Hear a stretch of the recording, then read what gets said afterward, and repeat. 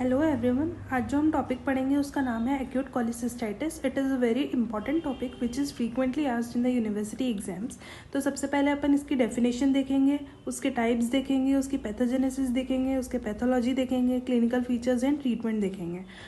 ये जो है लॉन्ग आंसर क्वेश्चन के जैसे पूछते हैं, 20 मार्क्स में भी ये आ सकता है। तो सबसे पहले इसकी definition which is acute bacterial inflammation of the gallbladder which is due to or without stones is known as acute cholecystitis। ये इसकी डेफिनेशन हो गई कि बैक्टीरियल इन्फ्लेमेशन हो गया गॉल ब्लैडर में। तो मेनली सिस्टाइटिस से अपन को आइटिस से ही पता चल जाएगा कि ये एक इन्फ्लेमेटरी कंडीशन है। फिर इसके टाइप्स में आएंगे, 3 टाइप्स का होता है। एक होता है कैलकुलस टाइप, दूसरा होता है कैलकुलस टाइप एंड तीसरा होता है एक्यूट एम्फाइसेमेटस कोलिसिस्टाइटिस। ठीक है, तो कैलकुलस अपन को पहले ही पता चल जाता है कि कैलकुलस मतलब क्या होता है, स्टोन। तो अगर स्टोन जो है वो बाइल डक्ट में जाके जैसे यहाँ पे आके स्टोन अगर अटक गया तो इसकी वजह से यहाँ पे क्या होगा, बाइल का स्टेसिस हो जाएगा। तो बाइल स्टेसिस की वजह से जो होगा ये इन्फ्लेमेशन वाली कंडीशन आएगी। दूसरा होगा कैलकुलस वाला, ये जो होगा कोई भी क्रॉनिक इलनेस से अगर कोई पेशेंट जो है रिकवर कर रहा है तो उन पेशेंट्स में जो होगा कैलकुलस टाइप का कोलिसिस्टाइटिस मिलेगा। और तीसरा होगा एक्यूट एम्फाइसेमेटस कोलिसिस्टाइटिस। अब अपन इसकी पैथोजेनेसिस देखते हैं। तो जैसे ये स्टोन है, इसकी वजह से क्या हुआ, आउटलेट में ऑब्स्ट्रक्शन हुआ, उसकी वजह से स्टेसिस हो गया बाइल का, और यहाँ पे मस्त बैक्टीरिया को जो होगा पार्टी करने का मौका मिल जाएगा। बैक्टीरिया करेगा प्रोलिफरेट। अब बैक्टीरिया यहाँ पे प्रोलिफरेट करेगा, उसके बाद क्या होगा, यहाँ पे नेक्रोसिस हो जाएगा और इन्फ्लेमेशन हो जाएगा, और उसकी वजह से क्या होगा, परफोरेशन हो जाएगा। और दूसरा कंडीशन क्या होगा कि अगर ये स्टोन है, इसने जाके ये स्टोन की वजह से ये यहाँ की जो म्यूकोजा है अगर वो इरोड हो गई तो वहाँ पे क्या होगा, obstruction of cells by toxic bile salts होगा, जिसकी वजह से बैक्टीरिया वहाँ पे प्रोलिफरेट करने लग जाएगा, और same condition necrosis and perforation.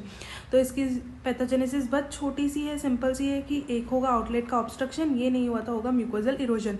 And result दोनों में सेम है कि नेक्रोसिस एंड परफोरेशन हो।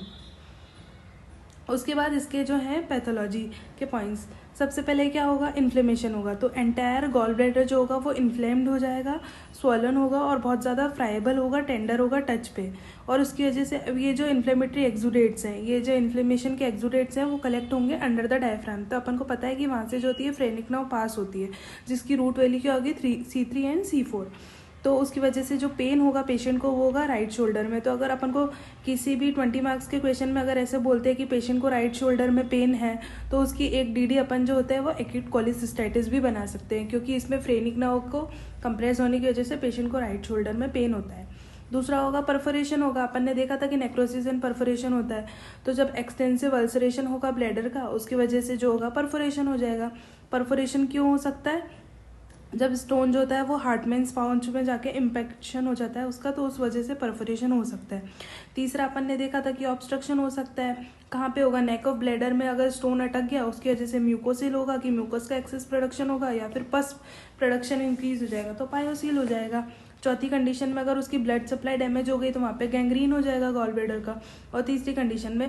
और पांचवी कंडीशन में जो होगा वो जॉन्डिस हो जाएगा। तो ये पांचों पॉइंट्स अपन को इजीली समझ में आ गए कि पहली कंडीशन में अपन इन्फ्लेमेशन लिख देंगे जिसमें फ्रेनिक नर्व कंप्रेस होगी तो राइट शोल्डर में पेन होगा।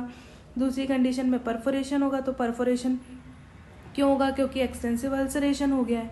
तीसरी कंडीशन नेक ऑफ ब्लैडर का ऑब्स्ट्रक्शन हो जाएगा। चौथी कंडीशन में गैंग्रीन एंड पांचवी कंडीशन में जॉन्डिस। ये इतनी ईजी इसकी पैथोलॉजी हमने याद कर ली।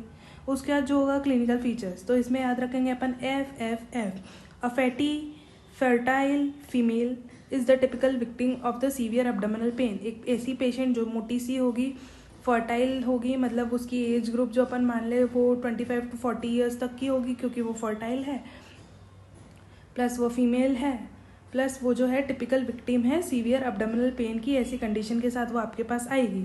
जो पेन होगा वो कॉलिकी होगा नेचर में बिकॉज ऑफ इन्फ्लेमेशन, और उसके साथ साथ उसको नोजिया एंड वॉमिटिंग भी प्रेजेंट होगी।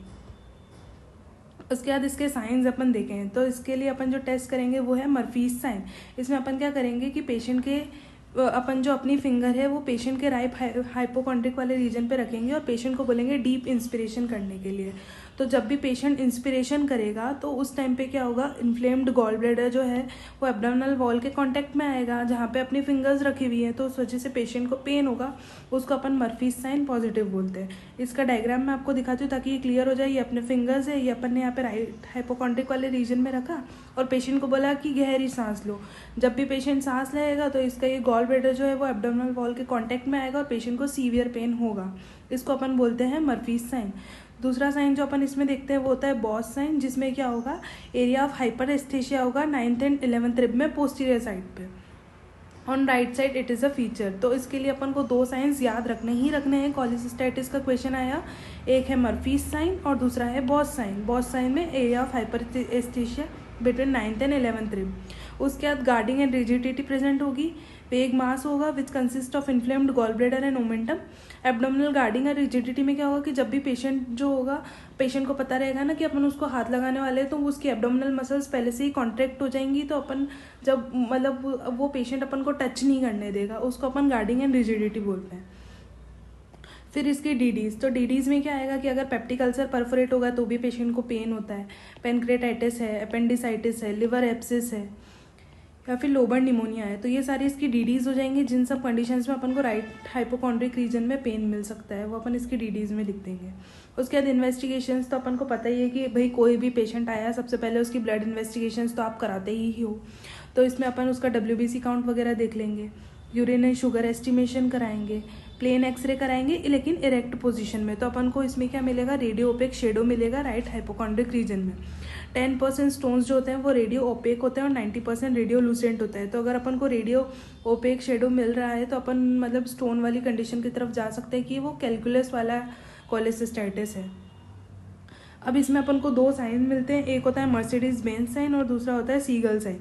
इसमें जो होगा ये ट्राई रेडिएट अगर स्टोन्स की शेडो मिल रही है तो, और बाय रेडिएट मिल रहा है तो उसको सीगल साइन बोलते हैं अपन। उसके अलावा अपन इमरजेंसी अल्ट्रासोनोग्राफी करा सकते हैं, जिससे अपन को स्टोन्स पता चल जाएगा जो कि पोस्टीरियर अकाउस्टिक शेडो देते हैं।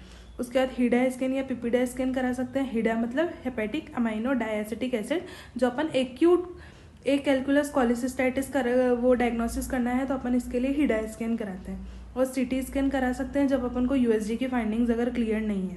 तो अपन ने इसके साइंस देखे, डीडीज देखी और इन्वेस्टिगेशन देखे। अब अपन आते हैं इसके ट्रीटमेंट के ऊपर। तो ट्रीटमेंट बहुत ही सिंपल है इसका। सबसे पहले तो कोई भी पेशेंट आएगा तो आप उसका कंजर्वेटिव ट्रीटमेंट करोगे। 60 to 70% केसेस में अपन कंजर्वेटिव ट्रीटमेंट करने के बाद ही कॉलिसिस्टेक्टोमी के ऑप्शन की तरफ जाते हैं। तो इसमें क्या होगा, पेशेंट को अपन एडमिट करेंगे, एस्पिरेशन कर देंगे राइल्स ट्यूब से। जब भी अपन एस्पिरेशन करेंगे तो HCl का वो सिक्रीशन जो होगा वो मतलब बाहर आ जाएगा। HCl अपन बाहर एस्पिरेट कर लेंगे तो उसकी वजह से बाइल एसिड का सिक्रीशन कम हो जाएगा। एंटी स्पाज्मोटिक्स जैसे मॉर्फिन दे देंगे पेशेंट को, या फिर इंजेक्शन लगा देंगे अपन एट्रोपिन का 0.6 mg to relieve the spasm of sphincter of Oddi. उसके बाद एंटीबायोटिक्स देंगे, जैसे ब्रॉड स्पेक्ट्रम एंटीबायोटिक्स देंगे ताकि वो बैक्टीरिया जो वहाँ पे प्रोलिफरेट कर रहे हैं वो प्रोलिफरेशन कम हो जाए। उसके बाद अपन इसमें अर्ली कोलिसिस्टेक्टोमी कर सकते हैं और इमरजेंसी कोलिसिस्टेक्टोमी कर सकते हैं, जो है इसका स्पेसिफिक ट्रीटमेंट। पर ये स्पेसिफिक ट्रीटमेंट करने से पहले अपन को कंजर्वेटिव ट्रीटमेंट करना ही पड़ता है, जिसमें सारे ए हैं। 4 A से आप याद रखोगे इसको: admission, aspiration with Ryle's tube, antispasmodics and antibiotics. तो ये आज का छोटा सा टॉपिक जो है अपन ने इजीली कंप्लीट कर दिया है। इसकी इमेजेस आप वापस से देख लो। एक्यूट कॉलिसिस्टाइटिस अपन ने पढ़ा, जिसमें अपन ने पहले इसके डेफिनेशंस देखी, फिर इसके टाइप्स देखे, पैथोजेनेसिस देखी। पैथोलॉजी में अपन ने 5 पॉइंट्स देखे: inflammation, perforation, obstruction, gangrene and jaundice. उसके बाद इसके अपन ने क्लिनिकल फीचर्स देखे, जिसमें अपन ने देखा था FFF फैटी फर्टाइल फीमेल। उसके बाद साइंस देखे, जिसमें अपन ने मर्फीज साइन देखा था और बॉस साइन देखा था। ये मर्फीज साइन की इमेज यहाँ से आप याद रख सकते हो। उसके बाद इसकी डीडीज देखी थी अपन ने, 5 डीडीज देखी। इन्वेस्टिगेशन सारे यही है कि USG, X ray, CT scan, HIDA scan और WBC और यूरिन एस्टिमेशन, शुगर एस्टिमेशन जो अपन कराते हैं। उसके बाद इसका ट्रीटमेंट में कंजर्वेटिव ट्रीटमेंट में 4 A's देखे: early cholecystectomy and emergency cholecystectomy. Thank you guys. अगर आपको ये वीडियो अच्छा लगा तो please like, share and subscribe to my channel और कमेंट करके बताओ अगर आपको किसी टॉपिक में डाउट हो। Thank you, bye bye.